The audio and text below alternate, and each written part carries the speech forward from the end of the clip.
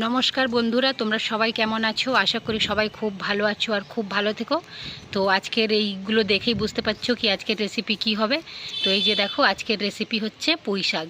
আজকে আমরা পুঁই শাক রান্না করব। এই যে দেখো ছাদের টবেতে কত পুঁই শাক হয়ে আছে। তো এই পুঁই শাকগুলো কেটে আজকে রান্না করব। কত মোটা মোটা হয়েছে দেখতেই পাচ্ছো। আর বাজারে তো এত সুন্দর পুঁই শাক পাওয়াই যায় না। তো যাই হোক ছাদে হয়েছে, তো ভাবলাম আজকে এটা রান্না করব। তো ভাবলাম তোমাদের সাথে একটু শেয়ার করি। তো চলো প্রথমে পুঁই শাকগুলো আমরা কেটে নিচ্ছি। তো এখানে দেখো এখানে একটা টব আছে, এটাতে লাল পুঁই শাক হয়েছে। দেখতেই পাচ্ছ কত পুঁই শাক হয়েছে। এই যে দেখো কি সুন্দর। তো আজকে সাদাগুলো আমরা কাটছি, লালগুলো আজকে কাটবো না। তো বন্ধুরা তোমরা প্রথম থেকে নিয়ে শেষ পর্যন্ত ভিডিওটা দেখতে থাকবে। আমাদের ছাদ বাগানে দেখতেই পাচ্ছ কত রকমের ফুল হয়েছে আর কি সুন্দর লাগছে দেখতে পাচ্ছ। সেই জন্যই সকাল সকাল উঠেই আমি ছাদ বাগানে চলে আসি। ছাদে আসলে মনটা খুব খুশি হয়ে যায়। দেখতে পাচ্ছ কত ফুল লাগানো আছে, নানা ধরনের ফুল আছে আর কি সুন্দর লাগছে দেখতে। মানে পুঁই শাকগুলোকে আমরা কেটে নিচ্ছি। প্রথমে এই যে পাতাগুলোকে এইভাবে ভেঙে নিচ্ছি। এই যে কত পাতা দেখতে পাচ্ছ। আর এই যে ছোট ছোট করে পুঁই শাকগুলো আমরা কেটে নিচ্ছি। তো এখানে দেখো এই যে সব পুঁই শাকগুলো কাটা হচ্ছে। তো পুঁই শাক রান্না করার জন্য এখানে দেখো আমি বেশ কিছুটা কুমড়ো কেটে নিয়েছি। আর এখানে আছে কচু, আলু আর বেগুন, এগুলো আমরা সব কেটে নিয়েছি। এবার চলো রান্নাটা বসিয়ে দিচ্ছি। তো প্রথমে আমি কড়াতে অল্প তেল দিয়েছি, দিয়ে এই সব সবজিগুলোকে এবার আমরা এতে দিয়ে দিচ্ছি।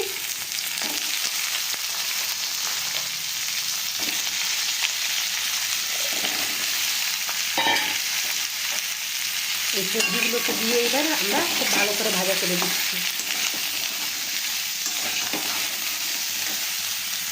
কচু আলুটা কিছুটা ভাজা হয়ে গেছে, এতে এবার আমরা কেটে রাখা কুমড়োটা দিচ্ছি। কুমড়োটা দিয়ে আরও বেশ ভালো করে সব সবজিগুলোকে খুব ভালো করে আমরা ভাজা করে নেব। তোমরা কে কীভাবে করো জানি না, আমি তো বাস এইভাবেই করি। তো বেগুনটা আমরা দিই না, কিন্তু আজকে এখন কুমড়ো ছিল না বলে বেগুনটা দিয়ে দিয়েছি।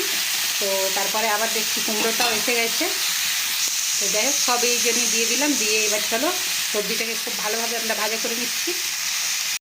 তো সবজিগুলো দেখো আমাদের খুব ভালোভাবে ভাজা হয়ে গেছে। এতে এবার আমরা দিয়ে দিচ্ছি স্বাদ অনুসার নুন আর দিয়ে দিচ্ছি হলদি পাউডার। এবার দিয়ে আরও বেশ কিছুক্ষণ আমরা এটাকে ভাজা করে নিচ্ছি।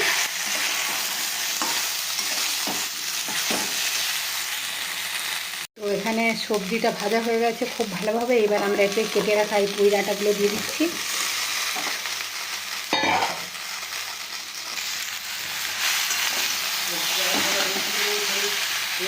তো এখানে সবজিগুলো খুব ভালোভাবে ভাজা হয়ে গেছে। এবার আমরা এতে কেটে রাখা পাতাগুলোকে সব দিয়ে দিচ্ছি।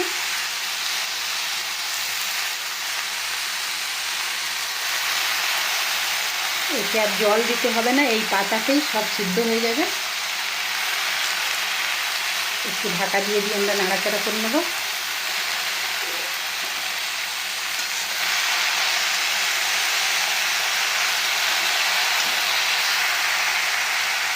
তো এখানে দেখো নাড়াচাড়া করতে করতে বেশ শাকটা আমাদের অনেকটা কমে গেছে। আরও একবার ঢাকা দিয়ে দিচ্ছি, দেখবে আরও কমে যাবে। সবজিগুলো আমাদের সিদ্ধ হয়েই গেছে। তো একবার ঢাকা দিয়ে দিচ্ছি আরও।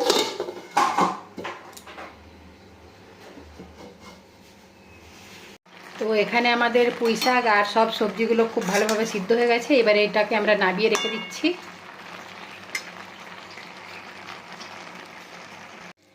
তো এখানে আমরা সর্ষের তেল দিয়ে দিলাম কড়াতে। এবার এখানে ফোড়নে দিচ্ছি আমরা 5 ফোড়ন আর একটা তেজপাতা।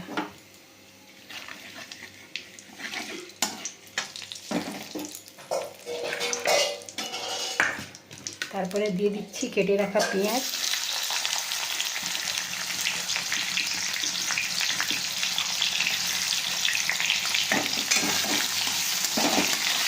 পেঁয়াজটা দিয়ে এবার আমরা খুব ভালোভাবে এটাকে ভাজা করে নিচ্ছি।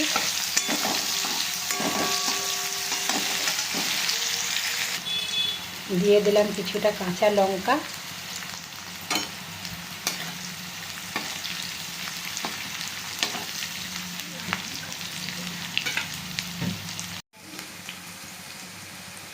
তো এখানে পেঁয়াজটা আমাদের খুব ভালো ভাজা হয়ে গেছে। এতে এবার আমরা মশলা দিচ্ছি জিরে আর আদা বাটা, জিরে আদা বাটাটা দিয়ে এবার আমরা খুব ভালোভাবে ভাজা করে নেবো।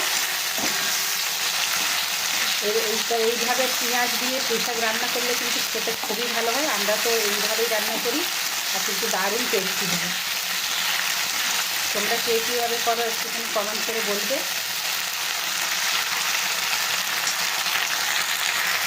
মশলাটা অনেকটাই ভাজা হয়ে গেছে, এতে এবার আমরা দিয়ে দিচ্ছি দুটো বড় বড় টমেটো, আর তার সাথে দিয়ে দিচ্ছি একটু ঝাল লঙ্কা, লাল লঙ্কা। এবার চলো খুব ভালোভাবে এটা মশলাটাকে কষিয়ে নিতে হবে।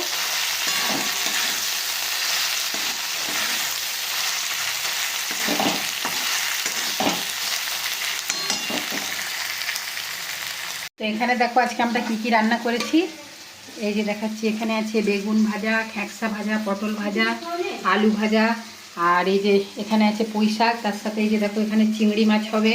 এখানে যে মাছের দেখো তেল পটকা নিয়ে এসেছে, আর তারপরে এখানে আছে দেখো মুরগির মাংস। তো এই এতগুলো এখনও রান্না হয়েছে, আর আরও এই যে কিছু কিছু বাকি আছে রান্না করতে। তো মশলাটা আমাদের খুব ভালোভাবে ভাজা হয়ে গেছে। এইবার যে আমরা এই পুঁই শাকটা সিদ্ধ করে রেখেছিলাম, এতে এবার এই পুঁই শাকটা দিয়ে দিলাম, দিয়ে এবার একটু খুব ভালোভাবে নাড়াচাড়া করে দিচ্ছি।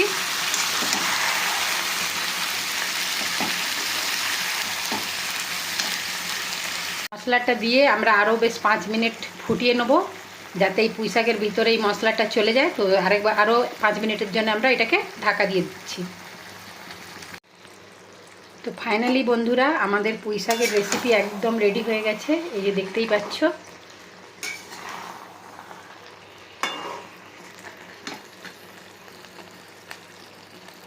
তো ফাইনালি বন্ধুরা আমাদের পুঁই শাকের তরকারি একদম রেডি হয়ে গেছে। তো এতক্ষণ পাশে থেকে ভিডিওটা দেখার জন্য সকল বন্ধুকে অনেক অনেক ধন্যবাদ। আর তোমরা যারা নতুন আমার চ্যানেলে এসছো, চ্যানেলটাকে লাইক সাবস্ক্রাইব করে দিও, আর কমেন্ট করে বলবে কি আমাদের পুঁই শাকের রেসিপিটা কেমন হয়েছে। সবাই ভালো থেকো, সুস্থ থেকো। বাই বন্ধুরা।